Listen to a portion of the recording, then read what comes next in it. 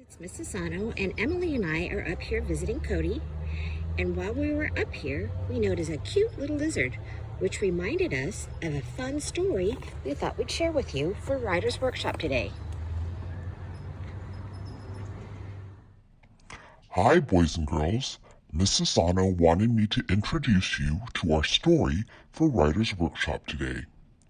My name is Ivan, and I am a marine iguana. I live in a place called the Galapagos Islands. My absolute favorite food to eat is algae. Sometimes I have to dive almost 30 feet underwater to get it, but it sure is worth it. Now I have a question for you. Was there ever a time in your life where there was something you wanted more than anything in the whole wide world? Well, this story is about a little boy, Alex, who really wants an iguana. Listen and see what he does to convince his mom to get one for him. Iguana by Karen Kaufman Orloff, illustrated by David Catrow. Iguana. Dear Mom, I know you don't think I should have Mikey Gillian's baby iguana when he moves, but here's why I should. If I don't take it, he goes to Stinky, and Stinky's dog Lurch will eat it.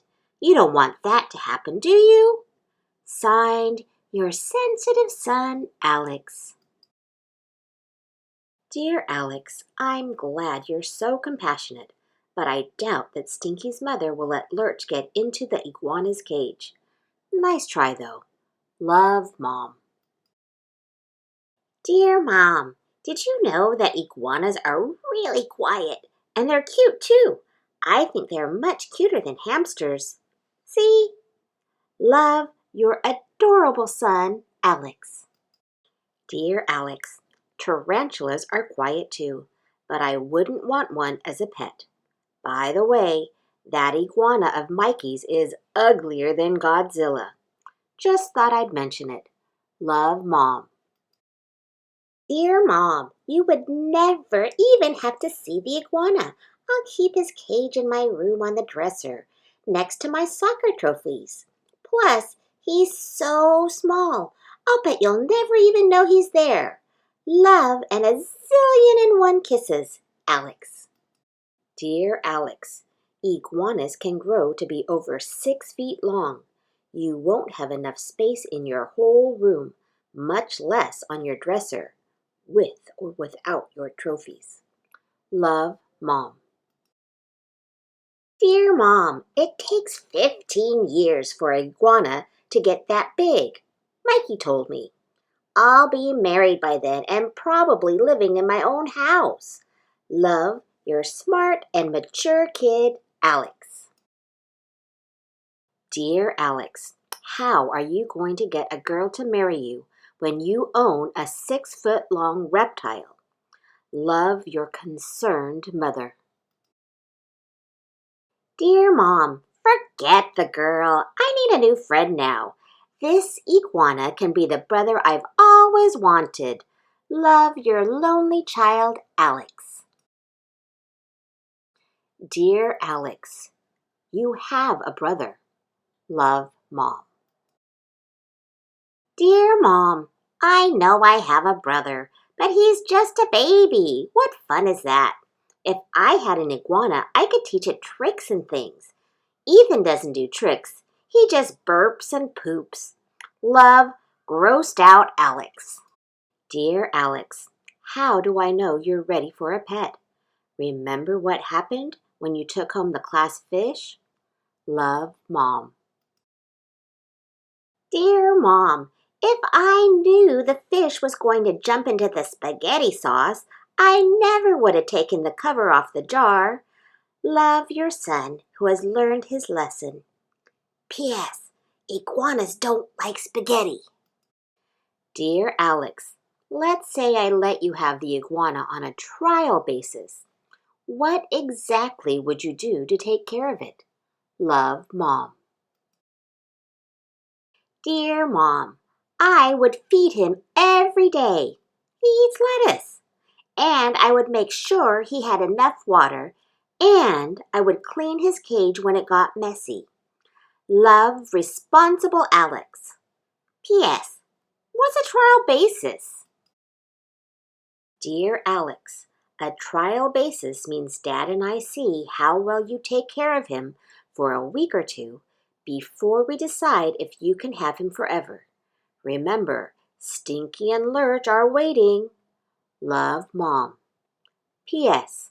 If you clean his cage as well as you clean your room, you're in trouble.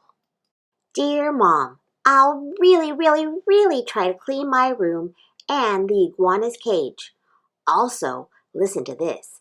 I'll pay for the lettuce with my allowance. I mean, how much can one baby iguana eat anyway? Love, Alex, the financial wizard. Are you sure you want to do this, Alex? Yes, Mom. I want an iguana. Please. Dear Alex, look on your dresser. Love, Mom.